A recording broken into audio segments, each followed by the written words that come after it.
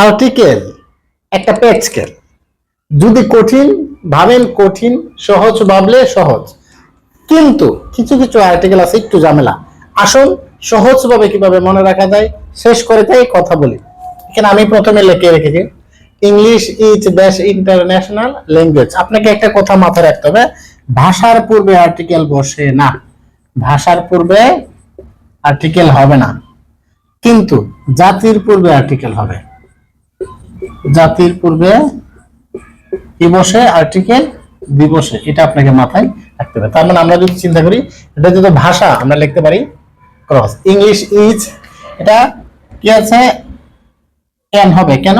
এখানে ভাওয়েল আছে। হ্যাঁ, আর আমরা বলেছিলাম ভাওয়েল যখন থাকবে এ আর আই থাকলে, এ আর আই থাকলে বেশিরভাগ ক্ষেত্রে এন বসে। English is an international language spoken by most of, এটা কিন্তু নির্দিষ্ট করে বলতে, এই জন্য most of the people of the world, পৃথিবীর। It is no longer,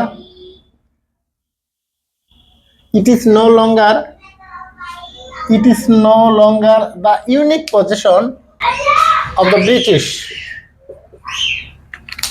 It is no longer the unique position of the British or the Americans. এটা শুধু ব্রিটিশ আর আমেরিকানদের মধ্যে সীমাবদ্ধ না, but a language that belongs to the world people, but a language that belongs to the world people. However, যা হোক, English of the English, এটা আমরা জাতি, এটা হলো ভাষা, এই জন্য এটার পূর্বে ক্রস, এটার পূর্বে দা।